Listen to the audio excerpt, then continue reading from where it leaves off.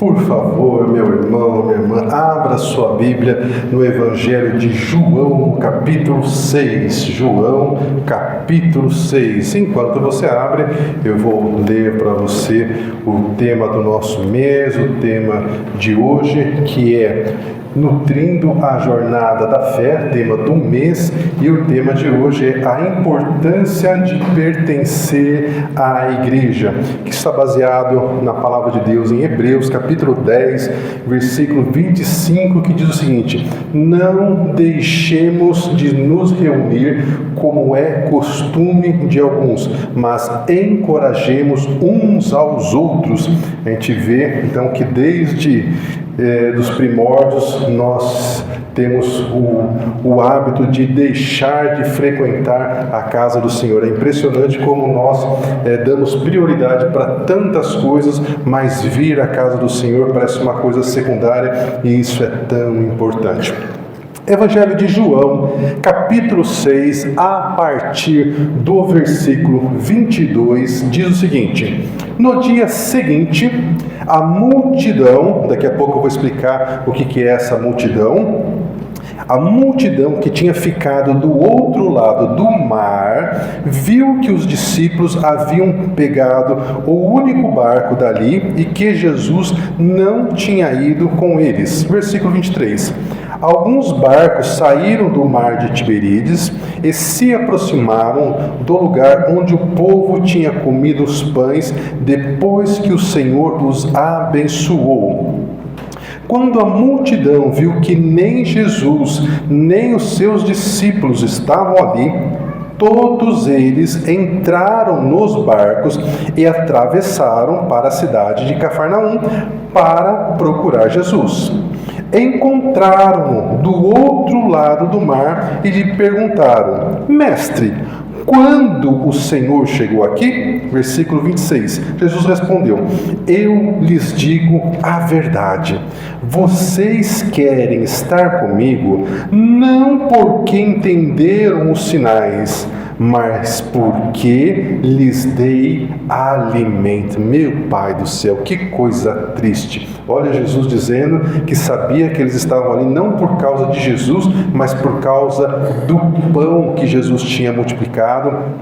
Esse evento aqui foi logo depois da multiplicação dos pães e dos peixes, e as pessoas estavam indo atrás de Jesus porque elas queriam mais pão. E Jesus então diz, vocês querem estar comigo não porque vocês entenderam os sinais, mas porque lhes dei alimento. Versículo 27. Não se preocupem tanto com coisas que se estragam, como a comida, mas usem suas energias buscando o alimento que permanece para a vida eterna, o qual o Filho do Homem pode lhes dar.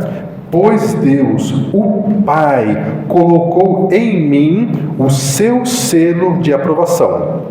Versículo 28. Nós também queremos realizar as obras de Deus, disseram eles. O que devemos fazer? Então Jesus lhes disse: esta é a única obra que Deus quer de vocês, que vocês creiam, que vocês acreditem naquele que Deus o enviou. Eles responderam: se deseja que creiamos no Senhor, mostra-nos um sinal. Ou seja, mostra-nos um milagre. O que o Senhor pode fazer? Afinal, os nossos antepassados comeram do maná no deserto.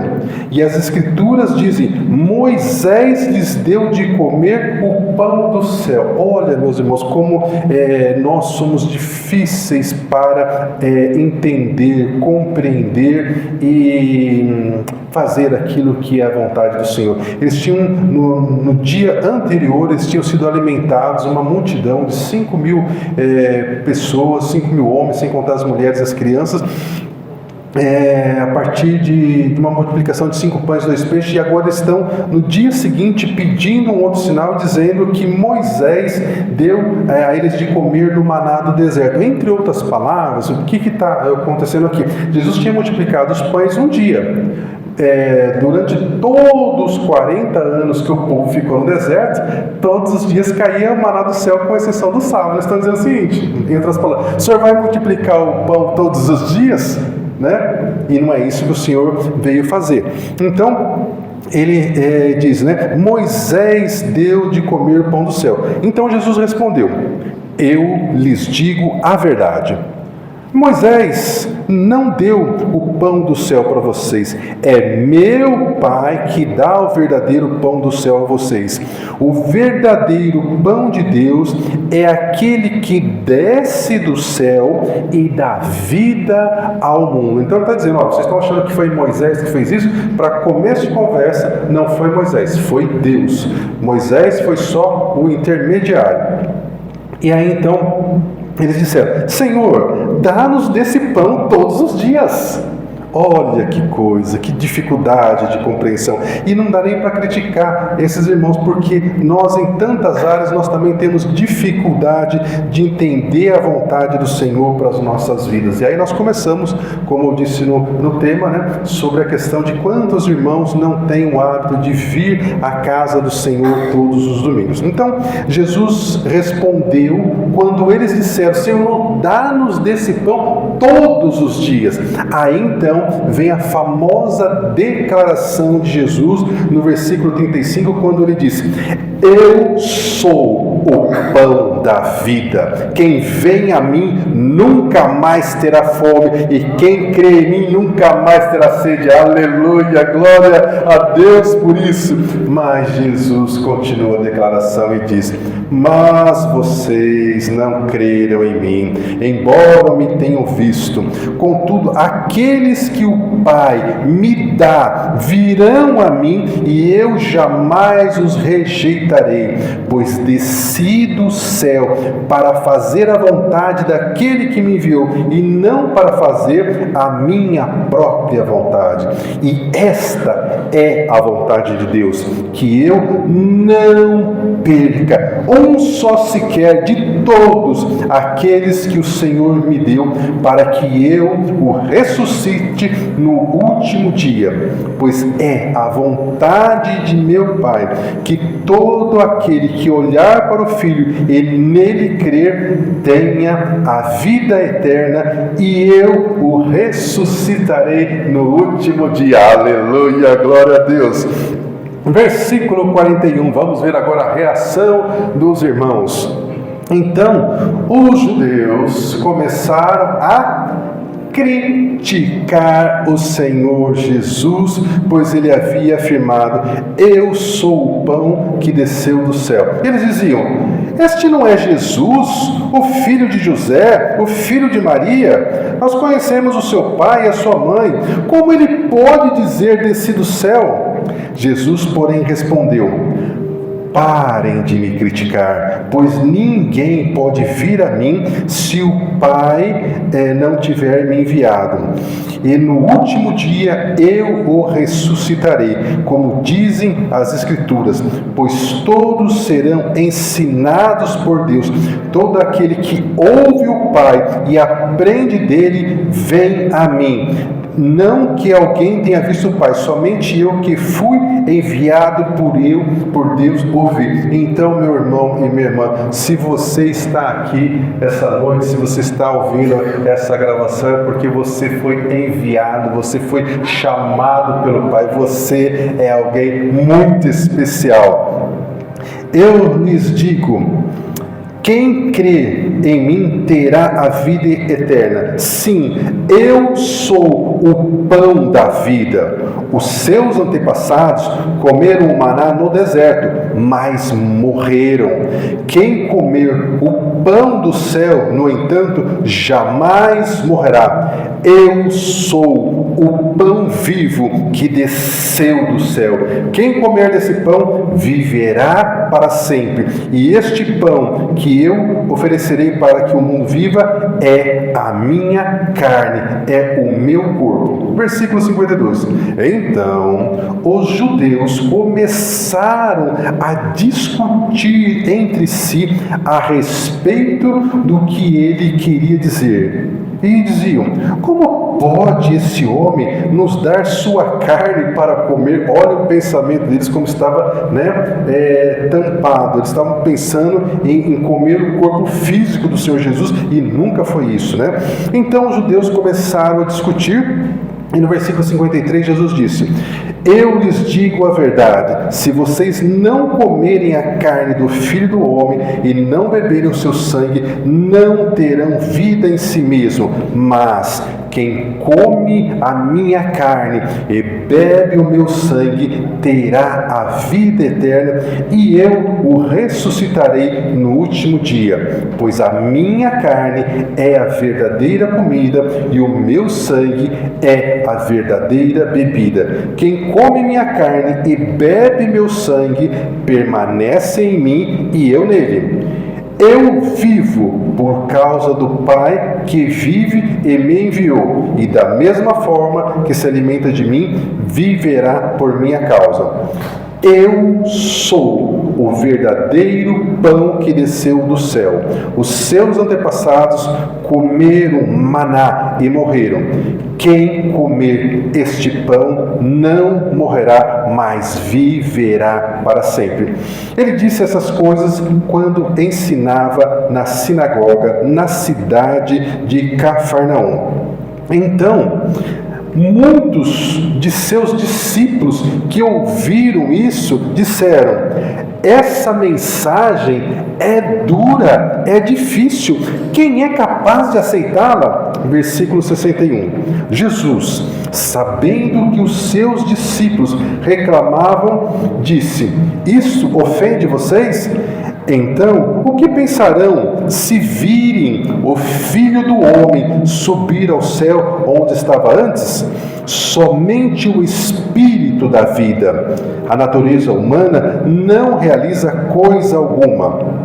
E as palavras que eu lhe disse são espírito e vida. Mas alguns de vocês não creem em mim, pois Jesus sabia desde o princípio quem não acreditava nele e quem inclusive iria traí-lo. E Jesus acrescentou: por isso eu disse que ninguém pode vir a mim, a menos que o Pai o dê a mim.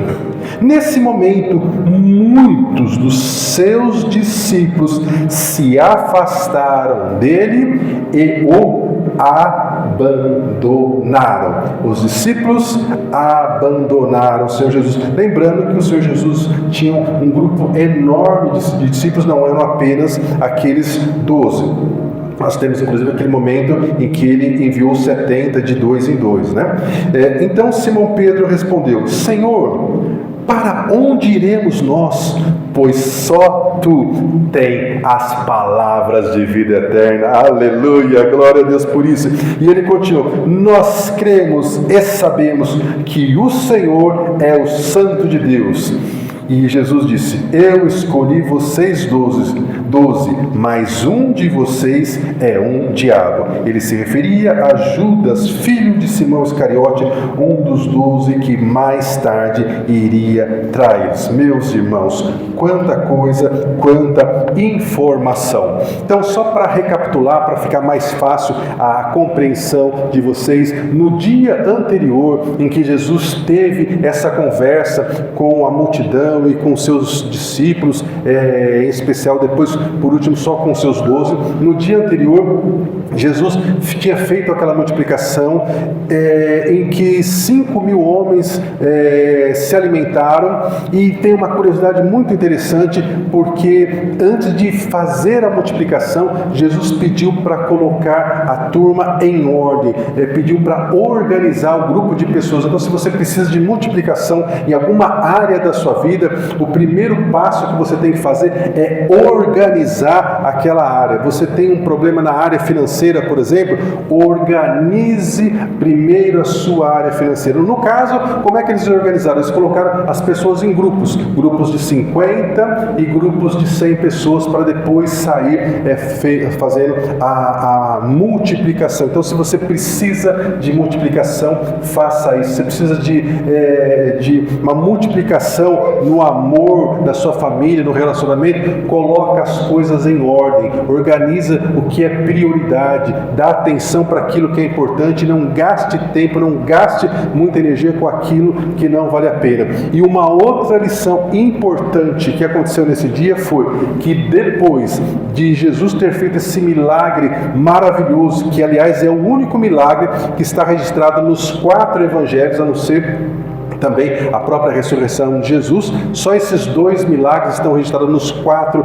evangelhos. Depois de fazer essa multiplicação, Jesus deu uma ordem para os discípulos dizendo: junte tudo aquilo que sobrou. Em outras palavras, olha, vocês não podem desperdiçar nada. Por que desperdiçar aquilo que você tem? E tem gente, por exemplo, que no almoço de domingo faz aquele monte de arroz, aí depois sobra, e depois tem gente que não come arroz esquentado e aí joga fora. Então você tem 2 opções: ou você faz uma quantidade menor de arroz, que é o suficiente para o almoço, ou então você ensina o povo lá de casa a comer o arroz esquentado, que não vai matar ninguém. E por aí vai, né? Pequeno exemplo, mas isso vale para tudo. Produto de limpeza, vai colocar um desinfetante lá, blá, blá, blá, blá, blá, blá, vai lavar a louça, pega o detergente e dá aquela esguichada lá para lavar às vezes um prato. Não tem necessidade. A gente precisa saber economizar. Se o Senhor Jesus, que tinha multiplicado tudo aquilo,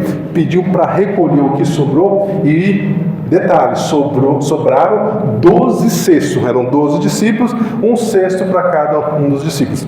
Mas ao final desse dia, Jesus então manda os seus discípulos para outra cidade, e eles pegam o barco e vão, e Jesus vai orar. Jesus não vai com eles. E nessa travessia do barco, já estava escurecendo, vem uma tempestade, a noite chega, eles não conseguem chegar em lugar nenhum, e tem um momento então que Jesus começa a caminhar pelas águas. Você conhece essa passagem, e eles acham que, né, é um fantasma, aquela coisa toda, e Pedro então pede ao Senhor para poder andar sobre as águas. E Pedro é o único homem no mundo, em todas as épocas, que conseguiu andar sobre as águas. Que coisa fantástica! Por outro lado, Pedro demonstra o quanto nós temos uma fé tão falha. Ele começou a andar, sentiu a força dos ventos e começou a afundar. E isso retrata muito da nossa vida cristã, né? A gente vem para o Senhor Jesus, a gente consegue andar apesar dos problemas, apesar da dificuldade. De repente muda um pouquinho, né, o vento, uma intensidade diferente, um frio diferente, e a gente já se afunda de novo, achando que está tudo perdido, que não tem solução. Então, né, é isso que Pedro viveu. E então, nós chegamos no dia seguinte, em que essa multidão que foi alimentada vai novamente atrás de Jesus, para que Jesus pudesse dar pão para eles todos os dias. E Jesus começa a ensinar então o verdadeiro significado de tudo aquilo, que era saciar a alma deles, o espírito deles, para que eles pudessem novamente também ter acesso ao Senhor Jesus. E o que chama a atenção, meus irmãos, que quando Jesus começa a ensinar, em vez das pessoas entenderem aquilo, elas começam a abandonar Jesus. Se a gente fosse dar um título para o capítulo 6 do Evangelho de João, a gente poderia dizer: a primeira vez em que Jesus foi abandonado. Porque as pessoas abandonaram o Senhor Jesus. Agora imagine você, depois que ocorrer a ressurreição dos mortos, e essas pessoas que abandonaram Jesus, elas ressuscitarem e elas, né, se darem de cara com o Senhor Jesus e falarem: puxa vida, mas por que eu fiz isso? Mas por que eu abandonei o Senhor Jesus? E a gente podia aplicar isso para a nossa realidade, né? Quando o inimigo fala, né, na nossa mente: para que ir na igreja? Para que assistir mais um culto presencialmente? Você pode ficar na sua casa, você liga lá o YouTube e você vai assistir o culto lá com o melhor pregador que você quiser. E de fato, meus irmãos, você pode fazer isso, você tem liberdade para fazer isso, mas a Bíblia nos ensina a participarmos de uma igreja local. E por quê? Porque nós somos membros uns dos outros. Nós precisamos ajudar uns aos outros. E se você só assiste culto pelo YouTube, pela internet, pelas redes sociais, você nunca vai fazer parte do corpo, você nunca vai poder ajudar os seus irmãos, e nós precisamos mais do que nunca da ajuda uns dos outros. Então, essa foi uma ocasião em que até Jesus foi abandonado. Talvez você já tenha sido abandonada por alguma pessoa em alguma área da sua vida, e você sabe o quanto isso é triste, é frustrante, mas isso infelizmente acontece conosco. Uma segunda situação que faz com que as pessoas abandonem Jesus é a questão de não entender o que é viver no reino de Deus. Esse talvez seja o número 1, né, dos motivos pelo qual faz com que as pessoas não entendam o que é viver o reino de Deus. E a culpa é dos próprios pastores, porque lá atrás, em algum momento, começou-se a dizer: olha, venha para Jesus e pare de sofrer. E de certa forma, isso é verdade. Você vem para Jesus, você ganha um novo coração, você ganha uma esperança de uma vida melhor, já aqui e agora, como também na eternidade. Mas não significa que você agora tem um Deus que vai satisfazer todos os seus desejos, todas as suas vontades. Pelo contrário, e aí começa a realidade do reino de Deus.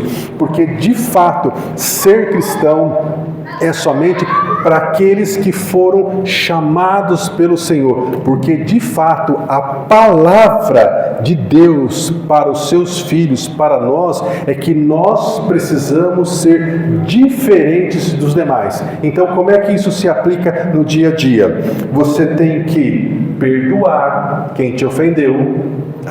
Isso é duro, porque eu estou magoado. Você está magoada com uma pessoa que te ofendeu muito, e você tem todos os motivos para estar magoado, mas a palavra do Senhor diz: agora que você está no reino de Deus, antes você era somente criatura de Deus, porque só são filhos de Deus aqueles que passam pelo novo nascimento. O ditado popular que diz que todos são filhos de Deus não é verdade. Todos são criaturas de Deus, todos foram criados por Deus. Filhos se tornam por adoção, diz o apóstolo Paulo lá em Efésios. Então, de fato, é uma palavra dura. Você agora, como filho de Deus, você precisa perdoar as pessoas que te magoaram. Você tem que parar de mentir. Não pode mentir mais, não pode, né? Você não pode se vingar. A pessoa fez uma maldade com você, você tem uma oportunidade lá e você fala assim: eu vou me vingar. Você fala: não, na nossa família,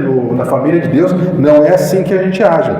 Você não pode, se você é funcionário, como filho de Deus, você não pode enganar seu patrão. Não pode fazer corpo mole.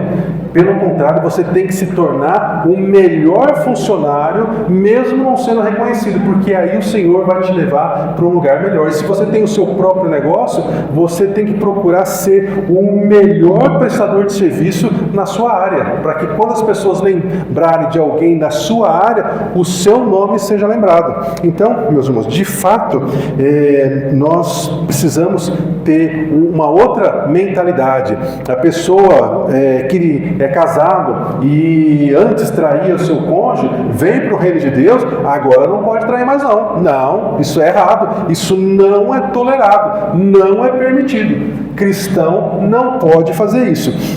Filho tem que obedecer os pais, tem que honrar pai e mãe, mesmo que o pai e a mãe não seja o melhor exemplo do mundo, mas tem que honrar. Os pais têm que ter responsabilidade com os filhos, não é só gerar não. Tem que acompanhar, tem que orientar, tem que abrir mão da sua vida, das suas coisas, para vir acompanhar os filhos, para orientar os filhos. Então, vida cristã, de fato, não é para qualquer um. Só que as recompensas que nós temos, né, elas são inigualáveis. E como disse Pedro, se ainda não existe nada disso, mas para onde nós iremos?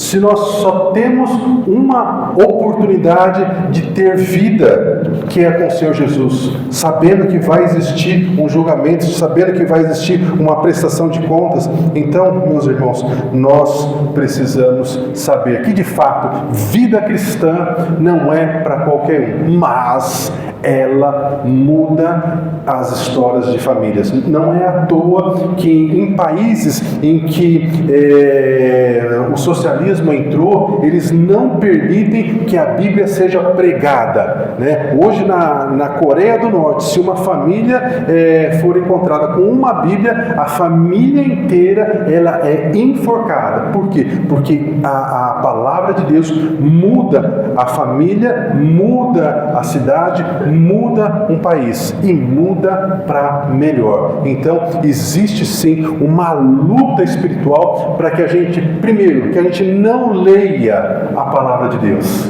É impressionante, né? Você já passou uma semana sem ler a Bíblia? Eu, com muita vergonha, eu digo, eu já passei uma semana sem ler a Bíblia. E a gente pode ler. Nos países que é proibido, eles têm lá, às vezes, uma folha, 2 folhas cada um, né? E só lê aquilo porque não pode ter uma Bíblia, porque é difícil para esconder. Agora, sabe, meus irmãos, nós abandonamos Jesus por tão poucas coisas. E Jesus, ele sentiu esse peso do que é ser abandonado, essa dor de ser abandonado. E talvez você já tenha sentido isso, né? Em especial, numa outra ocasião em que ele estava na cruz. Porque primeiro ele foi abandonado por esse grupo grande, que só ficaram os 12. Depois os próprios 12 discípulos abandonaram Jesus quando ele foi preso. Eles fugiram, você se lembra disso? E depois na cruz, quando Jesus estava lá, né, com os braços estendidos, ele recitou o Salmo 22, que é o peso da solidão, dele não ter naquele momento nem a própria comunhão com Deus Pai, porque naquele momento ele estava pagando a nossa sentença, ele estava pagando a nossa condenação. E no Salmo 22 ele diz, pregado na cruz, né, meu Deus, por que me abandonaste? Ele sabia, mas ele está recitando o Salmo para se cumprir as profecias. Por que está tão distante dos meus gemidos por socorro? Eu clamo a ti, meu Deus, mas tu não me respondes. Tu, porém, és santo e estás entronizado entre os louvores de Israel. Oh, meu Pai amado, misericórdia, que situação. Então, a gente poderia estar, 3 ocasiões, 3 vezes em que Jesus foi abandonado. Primeiro pelo grupo grande, depois pelos próprios 12 discípulos, depois na cruz até pelo próprio Pai, para cumprir aquilo que era o propósito. Mas quando a gente fala que Jesus foi abandonado no passado, então dá a impressão que isso não acontece mais hoje. Mas, infelizmente, isso continua acontecendo até hoje. E sabe qual que é o grande problema? É que na lista do inferno, você é a próxima pessoa que eles querem fazer com que você abandone o Senhor Jesus. Sim, você. Aí você talvez diga, mas eu sou uma pessoa tão comum, não sou especial. Mas você não sabe o valor que você tem, você não sabe o quanto você é especial, porque você carrega na sua testa o selo de propriedade do Espírito Santo. Você foi lavado, remido pelo sangue de Jesus, e no mundo espiritual isso é perceptível, isso é visível. No mundo espiritual há um anjo que está ao seu redor. Então, no mundo espiritual, quando qualquer demônio, qualquer anjo bate os olhos em você, ele sabe: ali vai uma serva do Senhor, ali vai um servo do Senhor, e você achando que você não é nada, né? Então, meu irmão e minha irmã, lembre-se de uma coisa: Você é como uma brasa acesa na churrasqueira, vermelhinha, sabe, com aquele calor intenso e tudo mais. Se cair ali um pouco de gordura, se cair um pedaço de carne, sabe, o calor da brasa vai torrar tudo que cair e vai continuar prevalecendo o calor da brasa. Nós somos como essas brasas, como quando nós estamos juntos, quando nós estamos aqui, nós estamos assim, mantendo o nosso calor aceso, a chama ardendo. Quando o inimigo consegue convencer a não vir mais à casa do Senhor, o que acontece é como se a gente pegasse uma brasa da churrasqueira, tirasse e deixasse ela de lado, ela sozinha. Durante um tempo ela ainda não tem calor? Tem calor. Dá a impressão que está tudo igual, que nada aconteceu, mas é só um tempo e aquela brasa vermelha vai começando a se apagar, vai ficando meio acinzentada e dali a pouco é carvão de novo. Então é isso que o inimigo quer fazer comigo e com você. Ele quer nos separar, porque nos separando a gente perde o calor, o fogo do Espírito Santo, a proteção que vem de estar ligado no corpo. E aí então nós somos um alvo frágil, fácil para Satanás. Mas além disso, tem também a questão dos prazeres da vida. Por vezes o inimigo vem e apresenta para você aquele prato maravilhoso que é aquilo que mais te tenta no mundo. E o apóstolo Paulo teve um companheiro dele que, por incrível que pareça, ele abandonou o apóstolo Paulo por causa dos prazeres do mundo. O apóstolo Paulo diz em 2 Timóteo capítulo 4, versículo 10, Demas é o nome dessa pessoa, Demas me abandonou. O apóstolo Paulo também sentindo a dor, a dificuldade de ser abandonado por alguém, me abandonou amando o presente século. Ele preferiu voltar para a sua antiga vida e deixar o reino de Deus. Então, meus irmãos, isso é tão triste, e a gente vê tantas pessoas passando por essa situação de deixar o reino de Deus e viver longe do Senhor.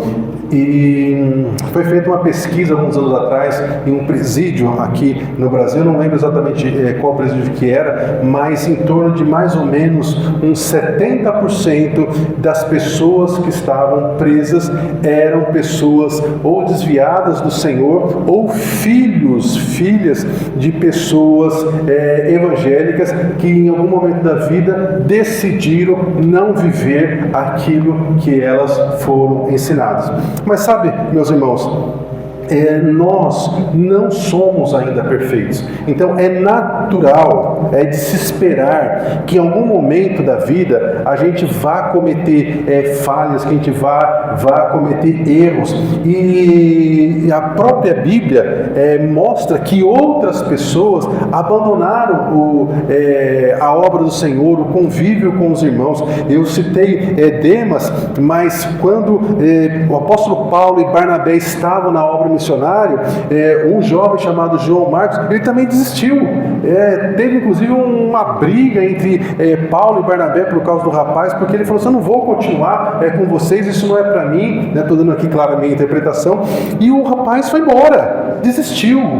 Mas veja como é importante a gente contar com a graça, com a misericórdia do Senhor.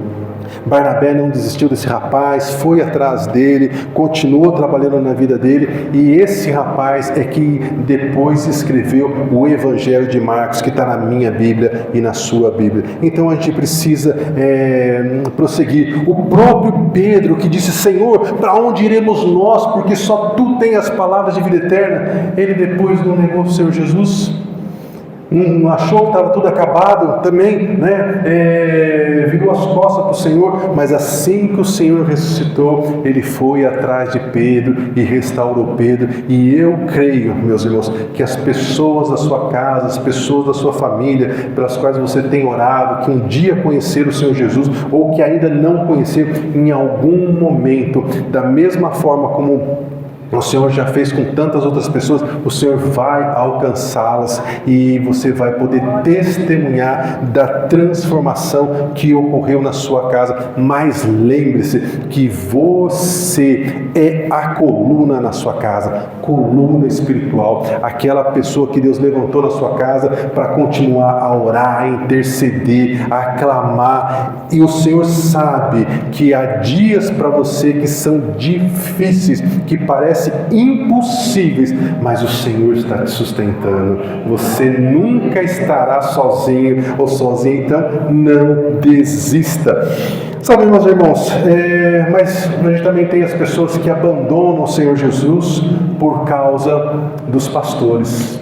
Pastores que só pensam em dinheiro, pastores que só causam mau testemunho, às vezes por problemas que acontecem dentro da igreja, né? Às vezes as pessoas começam a se relacionar com uma igreja e começam a querer ajudar em alguma coisa, e aqui no trato, às vezes um irmão com outro irmão acaba soltando os espinhos. E, meus irmãos, isso é tão difícil de controlar. Sabe por quê? Porque na igreja entra todo tipo de pessoas. Entra o rico, entra o pobre, entra o que tem doutorado, entra aquele que quase não tem estudo nenhum, entra a pessoa que tem um excelente caráter, entra aquele que não tem caráter nenhum, que só faz coisa errada. Entra a pessoa que é boa de coração e entra a pessoa que é má de coração. Mas o fato, meus irmãos, é que todas as pessoas que entram na igreja, elas entram com uma convicção. Elas sabem que elas não são boas o suficiente e que elas precisam de Deus. E elas vêm.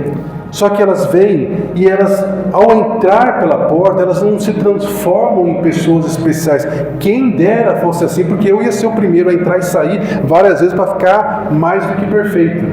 Então, no trato, mesmo a gente querendo ajudar, por vezes a gente acaba magoando as pessoas, ofendendo as pessoas, e aí a gente precisa mais do que nunca aplicar aquilo que a palavra nos ensina, que é pedir perdão, que é perdoar, é aprender com os erros e não cometer as mesmas coisas. E eu estou dizendo isso porque muitas de vocês ajudam aqui no bazar, todas as quinta-feiras vocês estão aqui, e eu sei que de vez em quando sai, alguém um pouco magoado, um pouco frustrado, porque uma irmã não teve sabedoria e fez às vezes uma brincadeira que de brincadeira não tinha nada e aquilo magoou, e aí você precisa ter maturidade para perdoar essa pessoa, para entender que ela ainda não está tão madura. E isso, meus irmãos, acontece até comigo. Eu, a Clarice e a Janaína, nós estamos muito próximos, para dirigir a congregação naquilo que a gente pode, e por vezes eu magoo as irmãs, e aí eu nem percebi que magoei as irmãs. Aí eu tenho que olhar para a cara dela e falar: escuta, o que aconteceu? Está tudo bem na sua casa? Está tudo bem na casa. Ué, então se não é na sua casa, é com você? Não é comigo não. E aí eu tenho que fazer aquelas associações, que você sabe que o homem é um pouco lento ainda, ainda tem isso, E aí eu tenho que tentar descobrir o que foi que eu falei, o que foi que eu fiz, que eu magoei e tudo mais. E já fiz isso várias vezes, Com a Janaína a mesma coisa. Janaína, vamos mudar esse louvor? Janaína, vamos fazer isso? Janaína, e se a gente fizesse assim? Pastor, não dá para fazer isso. Mas se a gente tentasse, e eu fico lá, Então, irmãos, a gente não é perfeito. Você não é perfeito. E sabendo que nós não somos perfeitos, nós precisamos ter um grau de intolerância uns com os outros gigantesca, principalmente lá na sua casa, porque às vezes fora, com os de fora, a gente tem uma tolerância gigante, mas dentro de casa, olhou, a gente já sai querendo soltar, né, umas palavras duras. Eu tenho percebido que depois que eu estou ficando mais velho, eu estou ficando mais ranzinza, mais chato, né? E outro dia minha mulher falou um negócio, mas me veio uma vontade de falar um negócio assim, né? E veio uma voz, fala isso. Aí eu falei assim, eu não, fala você. Depois, quem vai arcar com essa circunstância, com essa consequência aí, sou eu, né? Você sai pra lá, que eu não vou falar isso não. Mas eu me estranhei, sabe, que veio aquele ímpeto assim, né? Você, misericórdia, tá amarrado, né? Então, irmãos, a gente precisa de domínio próprio, porque, sabe, às vezes das coisas mais simplesinhas, o inimigo vai lá, arma uma armadilha e você cai, e aí depois que você cai, ai, Jesus, misericórdia, para você consertar não é fácil. Então, meus irmãos, a gente precisa estar atento, e aí você precisa sair daqui com uma convicção no seu coração. Se o inimigo falar para você parar de vir à igreja, você vai obedecer a voz do inimigo? Você vai dizer não, e eu não vou deixar de congregar. Os meus irmãos não são perfeitos, eu não sou perfeito, mas nós vamos crescer juntos, vamos dar a mão, vamos cair, vamos levantar e vamos aprender juntos. Porque, meus irmãos, os dias são maus e tudo indica que eles vão piorar, não vão melhorar. Não adianta pensar em governo, se é de centro, se é de esquerda, se é de direita. As profecias nos alertam que os dias serão maus, mas que a gente precisa ter um ânimo bom. E como é que a gente vai ter um ânimo bom se a gente andar sozinho? A gente precisa estar em comunhão. Então, hoje, por exemplo, vendo, né, a Maria e o Emerson aqui no louvor, o Júlio não pôde vir porque ele está com um probleminha lá de alergia. Que bênção poder ver isso. Já pensou se cada um dos nossos filhos, dos netos pudesse fazer um rodízio aqui, todo mundo tocar, cantar e louvar o Senhor porque estão envolvidos, né? Então, são coisas que são possíveis, mas nós precisamos fazer a nossa parte, nós precisamos trazer as crianças, trazer os adolescentes para a igreja enquanto eles conseguem nos obedecer, porque chega um momento que aí já tem vontade própria e aí a gente não consegue mais trazer e aí é tarde. E a pandemia provocou muito isso, né? Muitos adolescentes nessa época perderam esse tempo em especial. Então, meu irmão, minha irmã, né? Todos os dias nós precisamos ter uma convicção que nós não vamos abandonar o Senhor Jesus de jeito nenhum, porque, como diz a música, né, quem já entrou no Santo dos Santos em outro lugar não sabe viver. E a gente precisa também reconhecer uma coisa, porque por vezes, meus irmãos, a gente tem uma angústia na alma que é de fato uma depressão que está chegando por conta de falta de hormônios, desequilíbrios que com remédio você controla. Mas existe um vazio na nossa alma que não tem remédio nenhum que dê jeito e ele se assimila ali em alguns pontos com depressão, que é o famoso vazio da alma. E o profeta Amós, ele profetizou, ele alertou que chegariam dias em que as pessoas teriam fome e sede. E ele disse, mas não será uma fome de pão, nem sede de água, falando de alimentos. Ele está dizendo, olha, vocês terão uma fome, uma sede, mas de ouvir as palavras de Deus. E a gente tem visto o mundo com essa fome, com essa sede. Eu tenho ouvido testemunhos de jovens que estão procurando Jesus, que querem estar na casa do Senhor, que os pais não são crentes, não são evangélicos, mas eles estão buscando a Deus, eles estão indo até as igrejas para ouvir do Senhor, porque eles entenderam que tem alguma coisa que somente Deus é capaz de preencher.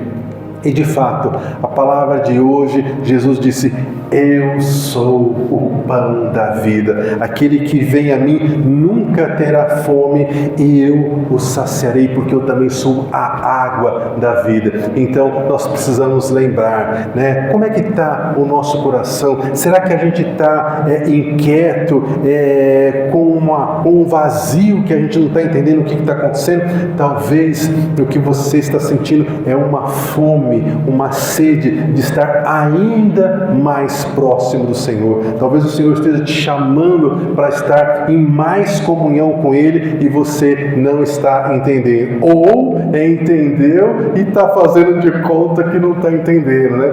Mas se o Senhor está te chamando para ter mais comunhão com Ele, meu irmão, minha irmã, não resista. Diga sim para o Senhor, para que você possa ter outras experiências com o Pai, porque quanto mais experiências nós temos com Deus, mais fortalecidos nós ficamos.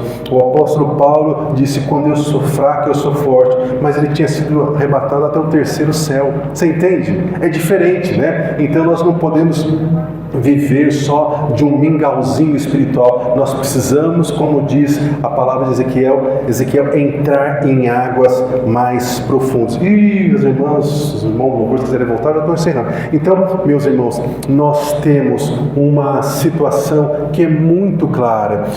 Nós temos um trabalho do inimigo querendo fazer com que a gente não esteja em comunhão com Deus, e o primeiro passo para isso é fazer com que você não queira mais vir à igreja. E a gente sente isso, meus irmãos, não só aqui na congregação, mas em todas as igrejas. É uma fala comum dos pastores, a quantidade de crentes que não vão em todos os domingos. Meu Pai do céu, se você está vivo essa semana porque o Senhor te sustentou esses irmãos, por que não ir na casa de Deus 2 horas no máximo para estar lá em comunhão?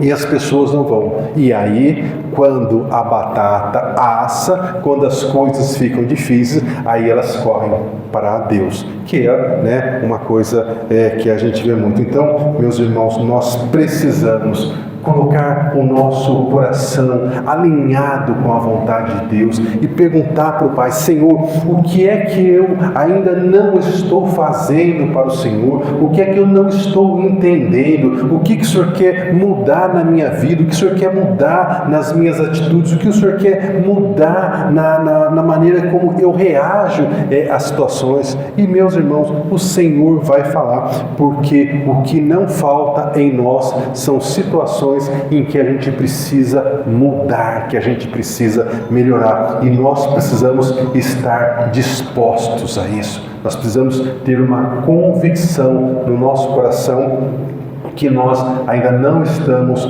como nós precisamos, mas que o Senhor, que começou em nós uma boa obra, Ele mesmo nos aperfeiçoará até o dia da volta do Senhor Jesus. Mas nós precisamos fazer a nossa parte, né? Então, meus irmãos, enquanto você ainda não entende isso, eu quero te convidar nesse momento para fazer uma oração comigo, em especial em favor dos filhos de vocês. Eu sei que a maior parte das nossas lutas, das nossas dores, é por causa dos nossos filhos. Você que tem neto, que tem filho casado, que já tem genro e nora, eu sei que também a sua luta, a sua dificuldade é ver os seus filhos, suas noras, os seus netos nos caminhos do Senhor. Então eu queria convidar você, antes de nós cantarmos, queria convidar você a se levantar, se colocar em pé, e nós vamos fazer essa oração específica e depois nós louvamos e oramos, né? Então nós vamos fazer uma oração específica agora para os nossos filhos, filhas, netos, quem tem genro, nora também, vamos colocar eles todos juntos. Então, feche seus olhos, leve seu pensamento ao Senhor, e se você concordar com aquilo que eu vou dizer, você vai dizendo amém aí no seu coração. Pai, a tua palavra declara em Isaías capítulo 41, diz: apresentai a vossa causa, a vossa demanda, trazei as vossas firmes razões. E a tua palavra também declara, Senhor, no Salmo 127, que os filhos, os nossos filhos, são herança tua, são herança do Senhor, uma recompensa que o Senhor nos deu, e nós somos gratos pelos filhos que o Senhor nos deu. Mas, Pai, como é doloroso para nós vermos os nossos filhos, as nossas filhas, aqueles que têm netos desviados dos teus caminhos ou tão afastados de ti que não querem ouvir falar sobre o seu amor. Por isso, Pai, nós nos aproximamos do Senhor nesse momento, como diz a tua palavra em Isaías: antes de clamarem, eu, o Senhor, responderei, mesmo antes que digam algo, eu os ouvirei. E nós cremos assim, e por isso clamamos, Pai, faça por nós, pelos nossos filhos, filhas, netos, netas, genros, faça assim aquilo que nós não podemos fazer, que é mudar o entendimento, o coração deles, Pai. Olha, Senhor, para a situação dos nossos filhos. Olha, Senhor, para as coisas que os nossos filhos têm pensado, aquilo que eles têm falado. Olha, Senhor, para as companhias deles, para as amizades, para os relacionamentos com pessoas que não convêm. Pai, olha os lugares que eles têm frequentado e as coisas que eles têm praticado. Senhor, que até as músicas que eles estão ouvindo, que o Senhor mude o gosto deles por isso. Revele-se, Senhor, a eles, como o Senhor se revelou a nós, como o Senhor se revelou a Paulo. Dá a eles, Senhor, dá aos nossos filhos, às nossas filhas, aos nossos netos e netas, um novo coração. Abra, Senhor, o entendimento deles. Olha, Senhor, para a tua serva, para o teu servo que estão fazendo essa oração agora nesse lugar. Pai, em nome de Jesus, nós cremos que da mesma forma que aquele pai descrito na Bíblia, que o filho pródigo abandonou a casa e foi viver os prazeres e as ilusões deste mundo enganoso, nós cremos, Pai, que da mesma forma que aquele filho caiu em si, nós cremos que as pessoas pelas quais nós estamos orando, elas também irão cair em si e elas se renderão ao Senhor, elas voltarão para casa. Pai, a tua palavra declara em Romanos capítulo 12 que nós não podemos nos conformar com esse mundo, e nós não nos conformamos com o mundo em que os nossos filhos, os nossos parentes estão vivendo. Nós não aceitamos, Pai, que eles continuem enganados pelo inimigo. Pai, nós não aceitamos que o inimigo roube a nossa herança, que são os nossos filhos vivendo longe dos teus caminhos. Pai, a tua palavra declara que o inimigo veio para roubar, para matar, para destruir, mas nós repreendemos toda ação maligna na vida dos nossos filhos, e nós clamamos a Ti, Pai, e repreendemos na autoridade do nome de Jesus. Nós quebramos as correntes do inimigo, quebramos as correntes do engano, as correntes da ilusão, da rebeldia, as correntes do adultério, da mentira, da dureza de coração. Pai, nós declaramos libertação sobre todo tipo de vício e a libertação também das más companhias. Pai, quebra esses vínculos de amizade com pessoas que não convêm. Senhor, que o Teu Espírito Santo toque e renove a mente e o coração dos nossos filhos, das nossas filhas, das pessoas para as quais nós temos orado, Pai, para que elas possam experimentar e viver a Tua boa, perfeita e agradável vontade Tua para a vida deles. Pai, nós cremos, Pai, nós cremos na Tua palavra descrita em Jeremias, que diz: clama a mim e responder-te-ei e anunciar-te-ei coisas grandes e firmes que não sabe.